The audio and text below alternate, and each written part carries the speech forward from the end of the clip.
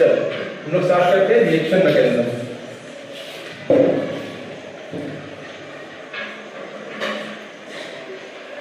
तो देखो हम लोग को पता है कि 12th में ना मैकेनिज्म सिर्फ दो टाइप का होता है, हम लोग पहले पढ़ के रखे है ना, and that is SN1 and SN2 हम लोग पहले पढ़ रहे हैं, ठीक है।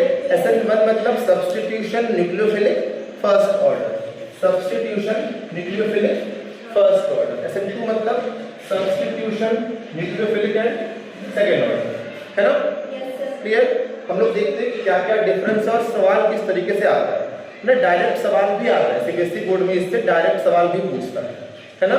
चलो स्टार्ट करते हैं। हम लोग पहले देखते हैं substitution nucleophilic first order, clear. देखिए नाम से हो रहा है क्लियर कि ये फर्स्ट ऑर्डर होगा, है ना।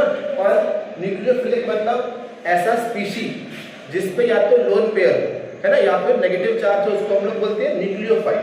ऐसा स्पीशीज जिसपे या तो लोन पेयर हो या फिर क्या हो, नेगेटिव चार्ज। फॉर एग्जांपल देखो मैं अगर H2O का बात करूंगा, H2O के पास लोन पेयर है ना, तो ये भी क्या होगा, न्यूक्लियोफाइल। क्या होगा, न्यूक्लियोफाइल। इसका सिंपल हो जाता है N2 पे माइनस, N2 मतलब न्यूक्लियोफाइल, क्लियर। अब न्यूक्लियोफाइल अगर मैं तोड़ूं तो कैसे टूटता है, देखो न्यूक्लियोफाइल, है ना। ये दो वर्ड से मिलकर बना है, one is nucleo and the other is file, clear. So nucleo का मतलब क्या होता है, न्यूक्लियस। क्या होता है, न्यूक्लियस, क्लियर। और फाइल मतलब क्या होता है, लवर, सिंपल। तो न्यूक्लियोफाइल मतलब न्यूक्लियस लवर, है ना। और न्यूक्लियस पे चार्ज क्या होता है, प्लस। चार्ज का न्यूक्लियस पे प्लस, तो जो न्यूक्लियोफाइल है वो प्लस का लवर होगा, है ना। और प्लस का लवर डेफिनेटली कौन होगा, जो माइनस हो। इस कारण जो न्यूक्लियोफाइल का चार्ज क्या होता है, माइनस, क्लियर, समझ में आया। तो न्यूक्लियोफाइल मतलब न्यूक्लियस का लवर, न्यूक्लियस पे चार्ज होता है पॉजिटिव, और पॉजिटिव का लवर मतलब कौन होगा, डेफिनेटली नेगेटिव, माइनस। इस कारण जो न्यूक्लियोफाइल है उसका सिंबल क्या होता है, Nu minus. Is it clear to you all, समझ में आया कि नहीं सभी को, क्लियर ना। तो इस रिएक्शन में क्या होता है, कोई भी एक माइनस चार्ज वाला स्पीशीज आएगा और उसके प्लेस में कोई माइनस चार्ज स्पीशीज निकल जाएगा, उसको बोलते हैं सब्स्टिट्यूशन। सपोज ये डस्टर है, चौक है ना, मैं अगर इस डस्टर के जगह चौक को रख दिया और चौक को निकाल दिया, है ना, ऐसा कर दिया, तो इसको क्या बोलूंगा मैं, सब्स्टिट्यूशन। एक को हटा के उसके प्लेस में दूसरे को डालना क्या कहलाता है, सब्स्टिट्यूशन। अंडरस्टूड, समझ में आ गया। और यहाँ पर किसका हो रहा होगा, न्यूक्लियोफाइल, मतलब जो भी निकल रहा होगा उस पर चार्ज क्या होगा, प्लस की माइनस, माइनस चार्ज होगा, मतलब जो भी होगा वो माइनस चार्ज लेकर निकलेगा। कोई डाउट, हाँ। तो इसमें सब्स्टिट्यूशन होगा, न्यूक्लियोफाइल का होगा, और वो होगा फर्स्ट ऑर्डर। थोड़ा बहुत समझ में आया। चलो स्टार्ट करते हैं, कैसे होगा। मैं यहाँ बना रहा हूँ एक एल्काइल हैलाइड, मैं यहाँ बना रहा हूँ एक एल्काइल हैलाइड, मान लो बना दिया मैं एल्काइल हैलाइड, क्लियर। अगर मैं एल्काइल हैलाइड को सिंपल ऐसे कर दिया माइनस, है ना, और मैं इसको तोड़ दिया ऐसा, तो इस पे क्या आएगा, माइनस, इस पे क्या आएगा, प्लस। फिर टाइप कहाँ करेगा, इस प्लस, और क्या बन जाएगा, आर न्यूक्लियोफाइल, और क्या निकल जाएगा, CH। आया कौन, माइनस चार्ज, गया कौन, माइनस चार्ज, मतलब एक माइनस आया और एक माइनस गया, तो इसको बोलते हैं न्यूक्लियोफिलिक सब्स्टिट्यूशन। समझ में आया। अब ये तो मैं एक स्टेप में दिखा दिया, बट जो न्यूक्लियोफिलिक सब्स्टिट्यूशन फर्स्ट ऑर्डर है वो दो स्टेप में होता है। कितने स्टेप में होता है, दो। तो मैं यहाँ इसको दिखा रहा हूँ मैकेनिज्म, ठीक है, मैं यहाँ पर इसको दिखा रहा हूँ मैकेनिज्म, बहुत सिंपल देखना है। सबसे फर्स्ट में RCl रहेगा, क्लियर, क्लियर ना। RCl का बॉन्ड टूटेगा, इट्स कॉल्ड एल्काइल हैलाइड। क्या बोलते हैं इसको, एल्काइल हैलाइड। सबसे पहले एल्काइल हैलाइड का ये बॉन्ड टूटेगा और R पे क्या आएगा, प्लस, और Cl पे क्या आएगा, माइनस। और R मतलब एल्काइल, R मतलब एल्काइल, क्लियर। और एल्काइल है मतलब कार्बन में होगा कि नहीं होगा, होगा ना। तो कार्बन पर प्लस चार्ज आ रहा है कि नहीं आ रहा है, तो जब कार्बन पर प्लस चार्ज आता है तो उसको बोलते हैं कार्बोकेटायन। क्या बोलते हैं, कार्बोकेटायन। इतना समझ में आया, क्लियर। तो इसमें फर्स्ट स्टेप में क्या बन रहा है, कार्बोकेटायन, और इसी स्लो स्टेप, यही हमारा क्या होता है, स्लो स्टेप। थोड़ा बहुत समझ में आया, ये क्या हो गया, फर्स्ट स्टेप। सेकंड स्टेप में न्यूक्लियोफाइल आएगा, ये R पे प्लस हो गया, इस पर कौन आएगा, न्यूक्लियोफाइल, और क्या बनाएगा, R समझ में आया? क्लियर ना? तो ये 2 स्टेप में हो रहा है। First step is the breaking of carbon halogen bond and it is the slowest step. Clear? और क्या जनरेट होता है इससे? कार्बोकेटायन। और यही इस रिएक्शन का इंटरमीडिएट है। ये क्या है इस रिएक्शन का? इंटरमीडिएट। समझ में आ गया सभी को? चलो उतारो इतना। हाँ, चलो स्टार्ट करते हैं हम लोग। तो हम लोग कहाँ फिनिश किए थे अभी? हम देखे थे कि 2 स्टेप में होता है SN1 रिएक्शन। ठीक है? SN1 रिएक्शन जो है वो 2 स्टेप में होता है। पहला स्टेप जो है वो स्लोएस्ट स्टेप है, जिसमें क्या जनरेट हो रहा होता है? कार्बोकेटायन। ठीक है? दूसरा स्टेप जो है वो सिंपल स्टेप है। क्लियर? अब ये चीज याद रखना, किसी भी रिएक्शन में, है ना, जो स्लोएस्ट स्टेप होता है, जो स्लोएस्ट स्टेप होता है उसको हम लोग बोलते हैं रेट डिटरमाइनिंग स्टेप। मतलब जो चीज सबसे धीरे हो रहा है ना, अपन उससे ही स्पीड निकालते हैं। जो चीज सबसे स्लोएस्ट हो रहा है हम उससे ही निकालते हैं स्पीड। तो इसमें अगर मैं की पॉइंट लिखूं तो इसमें step 1 is rate determining step. समझ में आया इतना चीज? सेकंड पॉइंट में इससे क्या निकाल सकता हूं कि intermediate is what?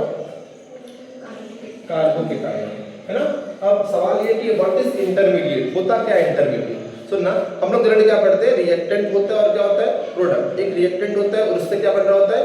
Product. But कभी भी ना, कभी मतलब जनरली रिएक्टेंट से सीधा प्रोडक्ट नहीं बनता, रिएक्टेंट से डायरेक्ट प्रोडक्ट नहीं बनता। हम लोग को अगर कुछ बनाना हो, है ना, तो ऐसा नहीं है कि हम लोग रॉ फूड को डालेंगे, गैस चालू कर देंगे तो सीधा वो कुक्ड फूड निकलेगा। हमको उसके बीच में ड्यूरेशन में ऐड करना पड़ता है बहुत सारे मसाला, नमक, व्हाटएवर, है कि नहीं? है ना? तो वैसे ही रिएक्शन में भी होता है। रिएक्टेंट से कभी कभी सीधा प्रोडक्ट नहीं बनता ना, बीच में भी कुछ चीज बन रहा होता है, जिसको हम लोग अलग अलग नाम देते हैं। हम लोग किसी को बोलते हैं ट्रांजिशन स्टेट, किसी को बोलते हैं इंटरमीडिएट। ठीक है? तो व्हाट इज इंटरमीडिएट? इंटरमीडिएट वो स्पीशी है जो रिएक्शन के बीच में बन रहा है। समझ में आया? इंटरमीडिएट वो स्पीशी है जो रिएक्शन के बीच में बन रहा है। क्लियर? अब तुम लोग बताओ, अगर तुम लोग कुछ एक सब्जी बना रहे हो, कच्चा सब्जी डाले और गैस जब बंद हुआ तो पक गया, है ना? है कि नहीं? तो क्या तुम लोग जो बीच में अधपका सब्जी है उसको खाओगे? तो वो अनस्टेबल होता है। वैसे इंटरमीडिएट और ट्रांजिशन स्टेट जो रिएक्शन के बीच में बनते हैं वो भी क्या होता है? अनस्टेबल होता है। तो इंटरमीडिएट जो रिएक्शन के बीच में बन रहा है वो क्या होता है? बहुत अनस्टेबल होता है। क्लियर? अब एक चीज सुनना, जितना ज्यादा स्टेबिलिटी होगा एनर्जी उतना कम होगा, और जितना स्टेबिलिटी कम होगा एनर्जी उतना ज्यादा होगा। और क्योंकि इंटरमीडिएट बहुत कम स्टेबल है, इस कारण इसका एनर्जी क्या होगा? ज्यादा। समझ में आया कि नहीं आया? तो अगर मैं ग्राफ बनाऊंगा एनर्जी का अगेंस्ट रिएक्शन कोऑर्डिनेट, मतलब रिएक्शन कैसे प्रोसीड कर रहा है, उसका ग्राफ ऐसे बनेगा। अगर मैं यहाँ पर रिएक्टेंट दिखाया तो मैं दिखाऊंगा कहीं यहाँ पर प्रोडक्ट को, है ना? अब देखो एनर्जी ऐसे बढ़ रहा है कि नहीं बढ़ रहा है? बढ़ रहा है कि नहीं बढ़ रहा है? हाँ, तो हम लोग देख रहे थे कि जो SN1 रिएक्शन में इंटरमीडिएट बनता है ना?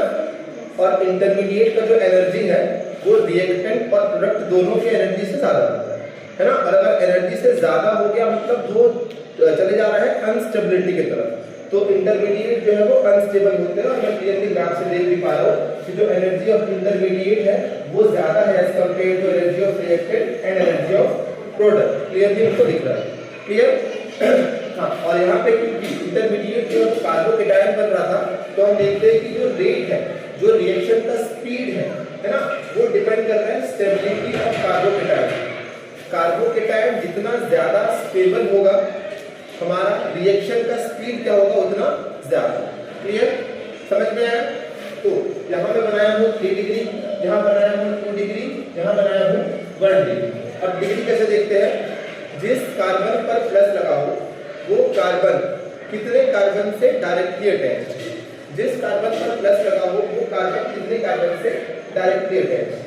तो मैं देख रहा हूँ कि इस कार्बन पर प्लस लगा है और ये कार्बन 1, 2 और 3 कार्बन से लगा हुआ है, तो डिग्री क्या दिया हमने यहाँ पर 3।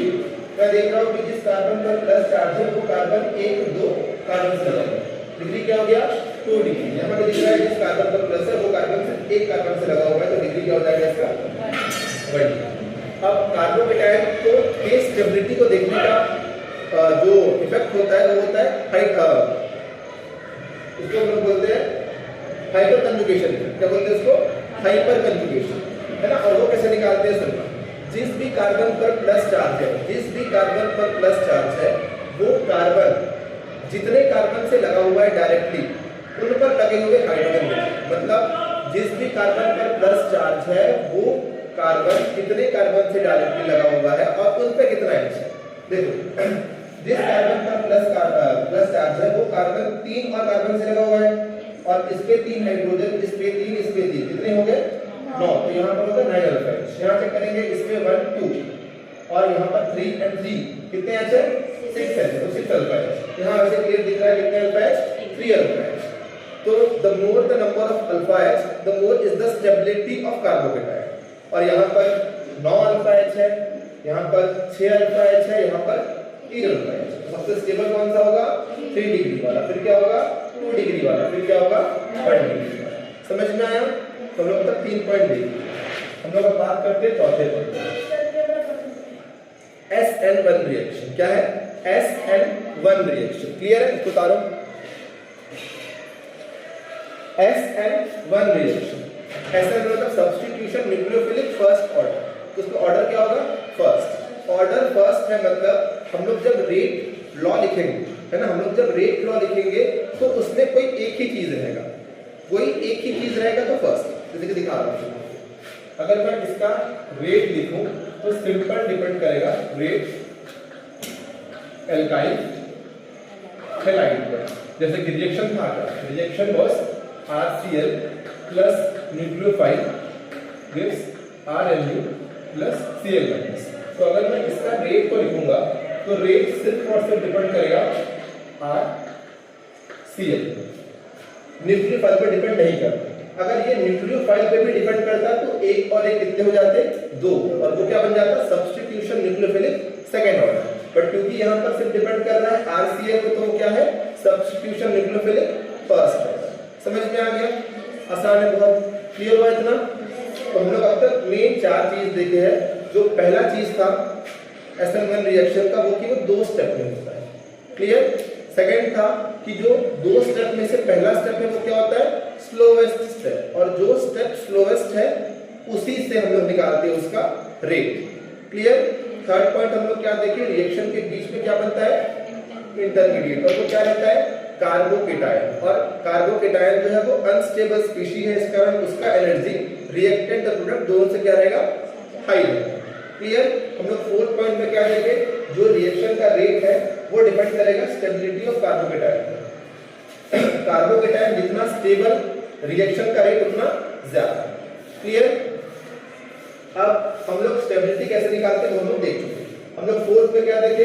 रेट लॉ हम लोग लिखते हैं simply rate is equal to K alkyl. यहाँ पर K जो है वो रिएक्शन कांस्टेंट है, ठीक है, या फिर हम लोग सिंपल बोलते हैं रेट कांस्टेंट है। हम लोग क्या बोलते हैं? क्या है वो? Rate constant. क्लियर? समझ में आया? समझ में आया? कोई डाउट तो नहीं है? तो यहाँ खत्म होता है हमारा SN1। ठीक है, हम लोग अब शुरू करेंगे SN2। मैं एक बार SN2 में दिखा दूंगा, उसके बाद मैं SN1 और SN2 को साथ में कंपेयर करूंगा। समझ में आ गया? चलो ठीक है, चलो हम लोग देखिए SN1। अब देखते हैं हम लोग SN2 रिएक्शन के बारे में। जैसे कि SN1 state substitution nucleophilic first order, वैसे ही SN2 state substitution nucleophilic second order.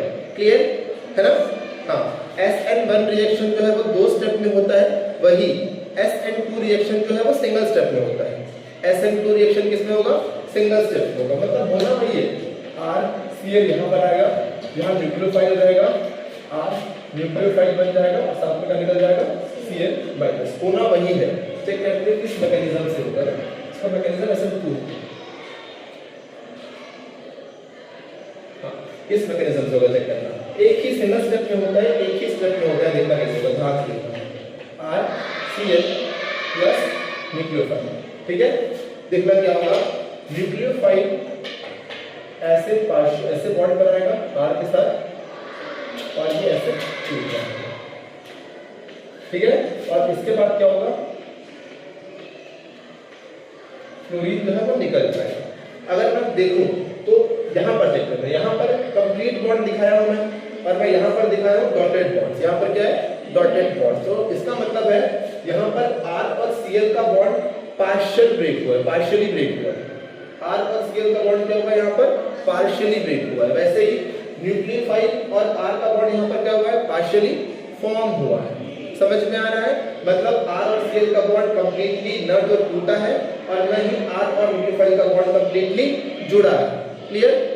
Clear ना? इसको हम लोग बोलते हैं ट्रांजिशन स्टेट। इसको क्या बोलते हैं? Transition state. क्लियर? और उसके बाद क्या हो गया? R क्लोरीन जो है वो निकल गया माइनस चार्ज के साथ और न्यूक्लियोफाइल जो है वो R से जुड़ गया। समझ में आया? एक चीज देखेंगे हम लोग, जब SN1 देखे थे तो जिस तरफ से हम लोग जब SN1 देखे थे, है ना, जब SN1 देखे थे तो जिस तरफ से क्लोरीन गया था, जिस तरफ से क्लोरीन गया था उसी तरफ से न्यूक्लियोफाइल आया था, है ना। SN1 में जिस साइड से क्लोरीन गया था उसी साइड से न्यूक्लियोफाइल आया था, है कि नहीं? SN2 में हम लोग को क्लियरली दिख रहा है कि जिस तरफ से क्लोरीन गया है न्यूक्लियोफाइल उसके अपोजिट साइड से आया है। सबको दिख रहा है ना? क्लियर? तो इसमें इन्वर्जन होता है। क्या होता है? इन्वर्जन होता है। मतलब अगर मैं अपना हाथ पकड़ूं तो न्यूक्लियोफाइल का अगर क्लोरीन इस तरफ से जाएगा तो न्यूक्लियोफाइल किस तरफ से आएगा? इस तरफ से आएगा, उल्टे तरफ से आएगा। क्लियर ना? इसका क्या होता है? इसमें इन्वर्जन होता है। लेकिन SN1 में जिस तरफ से हेलाइड गया था उस साइड से कौन आया था? न्यूक्लियोफाइल, तो उसको रिटेंशन बोलते हैं। क्लियर? आया नहीं आया? ये समझ में आया? फर्स्ट स्टेप पे क्या है? अब एक चीज देखते हैं, जैसे इंटरमीडिएट जो है वो रिएक्टेंट और प्रोडक्ट के बीच में बनता है ना, और इंटरमीडिएट जो है वो अनस्टेबल होता है रिएक्टेंट से भी और प्रोडक्ट से भी। क्लियर? वैसे ही जो ट्रांजिशन स्टेट है वो भी रिएक्टेंट और प्रोडक्ट के बीच में बनता है, और ट्रांजिशन स्टेट ज्यादा अनस्टेबल होता है रिएक्टेंट से भी, प्रोडक्ट से भी और इंटरमीडिएट से भी। मतलब ट्रांजिशन स्टेट का जो एनर्जी होगा वो रिएक्टेंट के एनर्जी से भी ज्यादा होगा, प्रोडक्ट के एनर्जी से भी ज्यादा होगा, और जो एनर्जी ऑफ इंटरमीडिएट है उससे भी क्या होगा? ज्यादा होगा। फॉर एग्जांपल मैं तुमको दिखा रहा हूँ आपको, मैं एनर्जी बना दिया, यहाँ लिख दिया मैं रिएक्शन कोएफिशिएंट, है ना, ये रिएक्टेंट। अब एक चीज देखा, हम लोग लास्ट टाइम में क्या देखे थे? ये रिएक्टेंट का एनर्जी है, ये एनर्जी ऑफ प्रोडक्ट है, और ये क्या देखे थे हम लोग? इंटरमीडिएट। अब हम लोग मैं अगर इन दो पॉइंट्स को देख रहा हूं तो मैं क्लियरली देख पा रहा हूं कि इन दो पॉइंट्स का एनर्जी रिएक्टेंट से भी ज्यादा है प्रोडक्ट से भी, और ज्यादा है इंटरमीडिएट से भी। तो इन दो पॉइंट्स को बोलूंगा मैं ट्रांजिशन स्टेट। समझ में आ रहा है कि नहीं आ रहा है? अब एक और चीज समझ में आ रही है, ट्रांजिशन अगर इंटरमीडिएट एक बन रहा है तो जो TS है ट्रांजिशन स्टेट है वो कितना बनेगा? 2। वैसे ही अगर मैं इंटरमीडिएट को 2 बना दूं तो कितना बन रहा है? स्टेट कितना बन रहा है? TS कितना बन रहा है? 1, 2 और 3। समझ में आ रहा है कि नहीं आ रहा है? मतलब जितना इंटरमीडिएट होगा ट्रांजिशन स्टेट उससे एक क्या होगा? ज्यादा होगा। समझ में आया? तो हम लोग एक सिंपल सा फॉर्मूला निकलता है इससे, वो ये है, number of transition state is equals to number of intermediate plus 1। समझ में आया? अगर इंटरमीडिएट 2 हो तो जो ट्रांजिशन स्टेट है वो कितना होगा? 3। अगर इंटरमीडिएट 4 हो तो जो ट्रांजिशन स्टेट है वो कितना होगा? 5। समझ में आ रहा है कि नहीं आ रहा? और जो ट्रांजिशन स्टेट का एनर्जी है वो इंटरमीडिएट से भी क्या होता है? ज्यादा होता है। क्या होता है? उससे भी ज्यादा होता है। क्लियर ना? अगर एनर्जी बहुत ज्यादा हो जाएगा तो वो स्टेबल की अनस्टेबल? अनस्टेबल। क्या बनते जाएगा? अनस्टेबल। तो ट्रांजिशन स्टेट जो है वो बहुत अनस्टेबल होता है। क्या होता है? बहुत अनस्टेबल। इसीलिए we can not track transition state. हम लोग ट्रांजिशन स्टेट को पकड़ नहीं सकते, बहुत अनस्टेबल है, तुरंत कन्वर्ट होगा किसी और चीज। समझ में आया? क्लियर ना? कोई डाउट तो नहीं है? हाँ। अब इसमें इंपॉर्टेंट चीज सुनना, इसका जो इंपॉर्टेंट चीज है वो ये है कि जो SN2 मैकेनिज्म का जो रेट है ना, वो डिपेंड करता है स्टेरिक हिंड्रेंस पे। डिपेंड किस पे करता है? स्टेरिक हिंड्रेंस मतलब भीड़, है ना। भीड़ जितना ज्यादा होगा वो one upon rate proportional to 1 upon steric hindrance. मतलब भीड़ जितना ज्यादा होगा रेट उतना क्या होगा, कम। जितना भीड़ ज्यादा रेट उतना कम, क्लियर। और जितना भीड़ कम रेट उतना ज्यादा। मैं दिखा रहा हूँ कि मैं अगर सिंपली CH3 लिखूं और लिखूं CH3C CH3H और लिखूं CH3C CH3 plus plus plus, तो हमको कहाँ भीड़ ज्यादा दिख रहा है, क्लियर कि हमको भीड़ ज्यादा कहाँ दिख रहा है, इसमें। ये क्या है 3 डिग्री, ये क्या है 2 डिग्री और ये 0 डिग्री है 1 डिग्री है। ये क्या है, इसको मिथाइल कार्बोकेटायन बोलते हैं। क्या बोलते हैं, मिथाइल कार्बोकेटायन। तो हमको क्लियरली दिख रहा है भीड़ सबसे कम किसमें है, इसमें। तो सबसे फास्टेस्ट कौन होगा, ये वाला। उसके बाद कौन सा होगा, ये वाला। समझ में आया। तो यहाँ समझ में आ रहा है कि जो SN2 रिएक्शन का रेट है ना, वो सबसे फास्टेस्ट होगा 1 डिग्री 2 डिग्री, फिर होगा 3 डिग्री, 0 डिग्री में और फास्ट होगा, 0 डिग्री में और फास्ट होगा। समझ में आया, क्लियर ना। तो इससे समझ में क्या आया कि अगर 1 डिग्री कार्बोकेटायन बन रहा है तो हमेशा क्या होगा, SN2, क्लियर। अगर कार्बोकेटायन 3 डिग्री बन रहा है तो हमेशा क्या होगा, SN1। पूरा जो गेम चलता है वो चलता है 2 डिग्री, है ना। 2 डिग्री में दूसरे फैक्टर्स भी आते हैं, तो हम लोग आगे देखेंगे। समझ में आया। हाँ, और इसका लास्ट पॉइंट अगर मैं लिखूंगा तो वो क्या होगा, सेकंड ऑर्डर है, तो इसका जो रेट होगा वो होगा कि एल्काइल हैलाइड और साथ में न्यूक्लियोफाइल। मतलब अगर मैं इसका रेट लिखने का ट्राई करूंगा तो रेट बराबर क्या होगा, RCl और ये क्या हो गया, न्यूक्लियोफाइल। कितना, 2 स्पीशीज ले रहा हूं ना, तो ऑर्डर क्या होगा, सेकंड। समझ में आया, क्लियर। तो ये था SN1 SN2। इसमें कुछ और पॉइंट्स भी है जो मैं तुम लोगों को जब करूंगा कंपेयर तब पढ़ाऊंगा। समझ में आ गया। जो की पॉइंट्स है वो क्या है, SN1 रिएक्शन में स्टेबिलिटी ऑफ कार्बोकेटायन देखना है, SN2 रिएक्शन में हिंड्रेंस देखना है। 3 डिग्री होगा तो हमेशा SN1, 1 डिग्री होगा तो हमेशा SN2, ठीक है। लेकिन अगर 2 डिग्री हो गया थोड़ा बहुत ये यहाँ बात होगा। समझ में आ गया, इसको उतारो। तो देख लिए, अब कंपेयर करते हैं SN1 को और SN2। तो मैं यहाँ पे लिख रहा हूँ SN1, यहाँ पे लिख रहा हूँ SN2, ठीक है। तो मैं सिर्फ वही चीज को यहाँ पॉइंट आउट करूंगा जो बहुत इंपॉर्टेंट है, ठीक है। SN1 का रिएक्शन सिंपल ऐसे होता है, न्यूक्लियोफाइल आएगा R2 प्लस Cl+, ये SN1 है। और SN2 में क्या होता है, न्यूक्लियोफाइल आएगा, nucleophile R plus Cl-। Clear ना। हाँ, तो SN1 का अगर मैं देखूं तो ये होता है 2 स्टेप प्रोसेस। ये क्या होता है, 2 स्टेप प्रोसेस। और अगर मैं SN2 का बात करूंगा, SN2 क्या होता है, सिंगल स्टेप प्रोसेस। ये क्या होता है, सिंगल स्टेप प्रोसेस। अगर मैं इसमें अगला बात करूंगा तो इसमें जो इंटरमीडिएट है, इंटरमीडिएट इज कार्बोकेटायन। यहाँ जो इंटरमीडिएट बनता है वो कार्बोकेटायन बनता है। और SN2 में हम लोग देख लिए क्या बनता है बेटा, ट्रांजिशन स्टेट, ट्रांजिशन स्टेट बनता है, ठीक है, क्लियर। फिर हम लोग थर्ड पॉइंट में क्या देखे कि हम लोग वी कैन ट्रैक इंटरमीडिएट, हम लोग इंटरमीडिएट को ट्रैक कर सकते हैं। फिर थर्ड पॉइंट में क्या देखे हम लोग,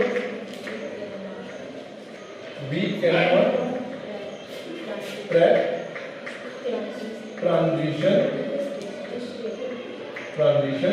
स्टेट, क्लियर।